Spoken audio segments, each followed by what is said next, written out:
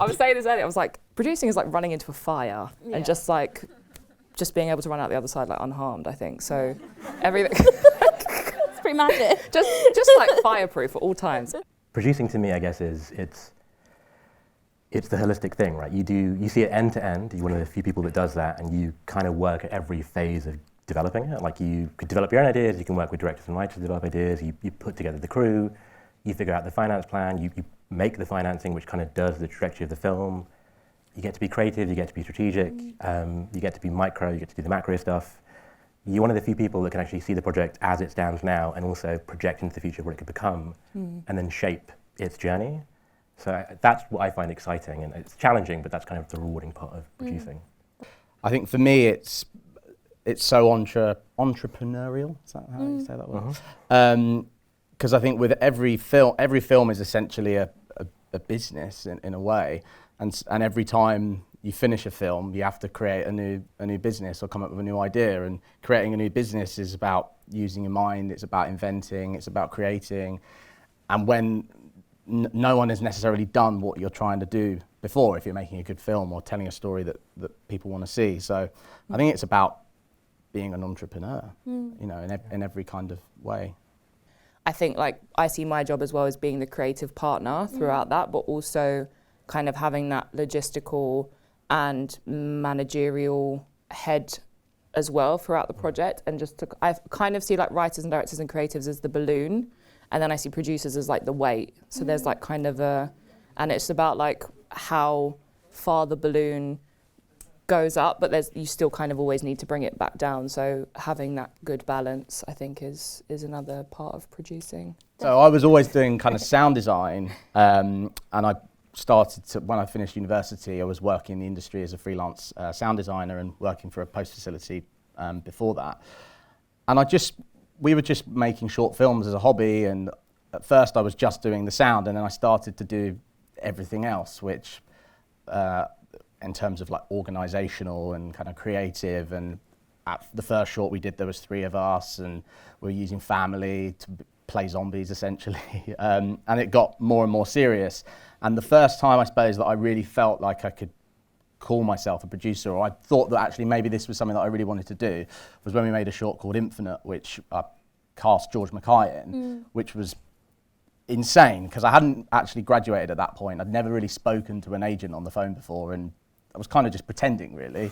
But luckily it went really well, and the feature that we've just made was, the short ended up being a proof of concept for that. So the short answer was I fell into it, I suppose. But hopefully I'm kind of good at it, and I really, really, really enjoy it.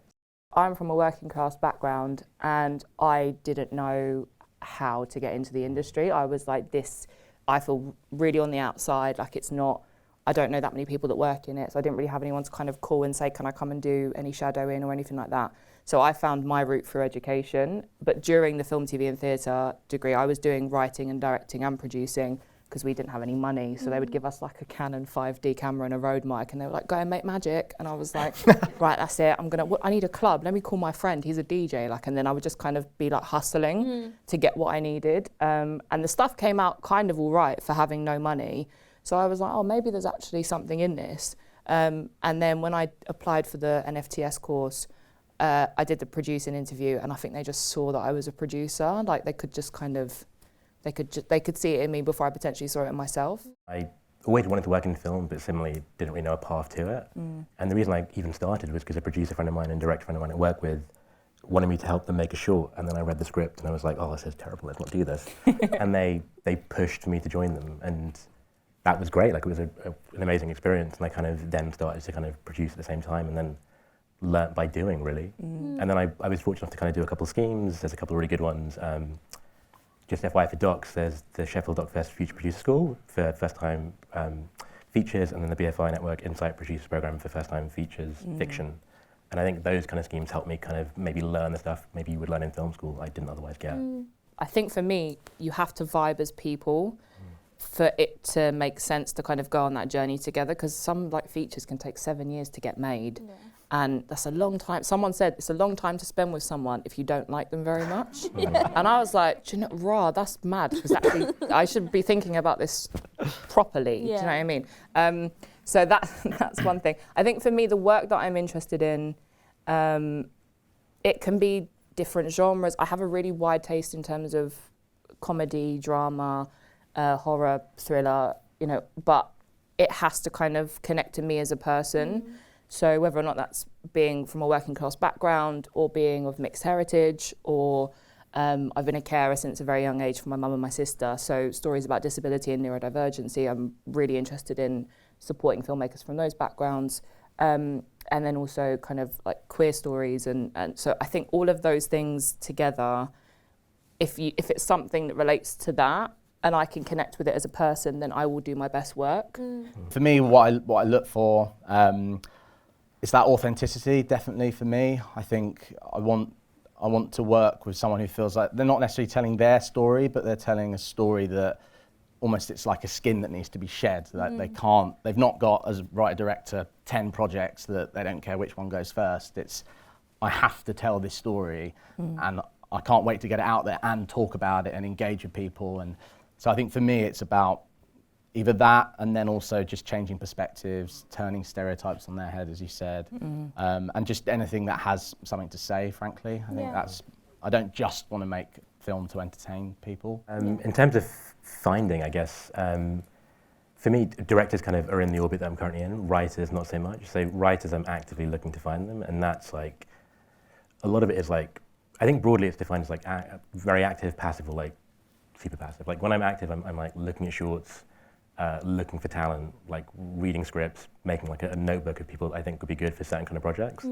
A lot of it is just being in communities that you hear names recommended. Like there's the group that, we're in where like someone will ask for a director who's very good at dark comedies, and I'll make a note of who they are. If they sound like they're good, keep them in my pocket for the future, because I never know in a couple of years maybe I'll do one. It is a really important point. It's like, do I like them as a person? Broadly, are they a kind person? Because projects take ages and they're really, really hard, and there is no point working with someone that will make your life harder. So that, for us, was a key thing with our project, was making sure that everyone we work with, we actually liked as people.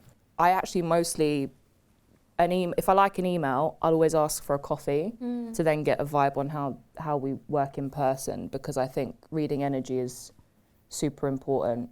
And just kind of inviting that space to like connect as people, I think that's probably the biggest thing. I wonder if you can talk a little bit about how important, I guess, it is for you as a producer to be building those kind of funder, commissioner, sort of more industry like focused relationships. Jamie, I'll come to you first. Yeah, really important, because I think, and I've definitely been guilty of this in the past, like, years ago, submitting an application for whether it be BFI or whatever and getting rejected, and you think, oh, we're never going to get it, and then you just go down a different route. And the kind of more I kind of progress in the industry, or the more people you meet, you realise that absolutely isn't the case. Like, it's always project dependent, but would you give, £1 million to someone you'd never even met before? And I think we forget that sometimes. When you put it like that, it becomes so obvious. So it's so important. Doesn't mean you shouldn't apply because you haven't met somebody from the panel, but I think it's inherently important to, build those connections. With the funders, a lot of them do talks, like at festivals or events. Going to those are great. A lot of them want to meet filmmakers and will happily talk to you through about your projects before you pitch and submit. So you can roughly kind of troubleshoot stuff. I think having those connections is super important, because I've always felt, I think I've learned in the last couple of years, is like the commissioners and funders that are there will be your peers basically for the foreseeable future. They'll be maybe at where they are now, or they'll go somewhere else. So building those relationships is great if they can give you financing now. In 3 years' time, they may move elsewhere, and then suddenly you've got a connection who was once at BBC, who's now at Netflix. And now you've got access to Netflix, and they can help you make that connection. They are your collaborators, and they'll help you make the film. So having a good relationship works, because they'll help you in times when it's difficult. And also, I've just found a lot of them end up being your biggest champions. If they like you and you like them, they'll put you forward for stuff that you didn't know about, and they'll kind of recommend you and kind of upsell you. So yeah, I think it's kind of vital. It's kind of like one of the key roles of producing, I think. It's really difficult to go up to someone and start a conversation with like wanting to get something out of them. I don't think that's the way that you should do things if you can avoid it, because they are people at the end of the day, and they are creative, so they're not just there as like a piggy bank for you to kind of just chisel money out of. So that's one thing to say. I was saying this earlier, I was like, producing is like running into a fire and just being able to run out the other side like unharmed, I think. So everything It's pretty magic. just like fireproof at all times. I think it's definitely about expecting the unexpected. I think you do find yourself in situations sometimes that, you know, you're just being asked to do things that have never been done before, and who is the person that is going to try and work that out? First and foremost, it's the director to a certain degree, but I think the producer is very much having to try and find, you know, ways of making that happen. Prep as much as possible, because those things will hopefully go ahead and then you'll fight the fires as they arise, and then creating space for people where they feel confident that there's a structure, they know what the day's event's going to be and the next week is going to be, but also feel like they can just be creative in the moment and do something interesting. And then my job is to try and figure out, okay, how do we make that happen and still stay on track? I think for me, having a good team around me is what really helps. Like having a PM with me on a shoot that I just know has got like the same brain as me, and I don't need to worry about these things. Or like if I've got to go and deal with that big thing, I can hand off to people and be like, can you sort that? And I just know it will be done. So I think finding your tribe as well is a big thing, and that's creatively, but also with your crews. The amount you have to know is a lot, and it's more than you'll ever know when you first start. I think the most important thing is acknowledging the stuff when you don't know things. If a director asks you, like, what's the festival strategy, and you don't have one, it's fine to say, I don't know, and then go figure it out. And then it's just finding people that can help you get those answers. Like, what I found is, and this is perhaps not surprising, it's a lot of people just don't know what the fuck they're talking about. Like, a lot of successful producers are very good at one thing, they don't do it all, and they have people that they work with. So I'll ask an exec and they won't have a clue, but they'll point me to their PM or PC who knows more about festivals because that's their remit. So not knowing stuff is fine, it's just finding out the answers and then just doing your best. You'll figure it out a lot of times as you do it. It may always be imperfect and you may miss opportunities, but that's also part of the process of making films. I definitely think it's about being prepared to get some things wrong. I think you're totally right. I think you're never going to know everything. But I always think I kind of approach producing, and particularly crewing up, as like you want to be the stupidest person on set ultimately as the producer. And if you are, you've kind of done half your job. So yeah, I think it's being prepared to get things wrong, but also knowing that that's okay and having a backup. You know, I think don't just assume that, it's like driving, don't assume that that person's going to not step out in front of you, because they may well step out in front of you. So it's like just expecting the unexpected again. There we go.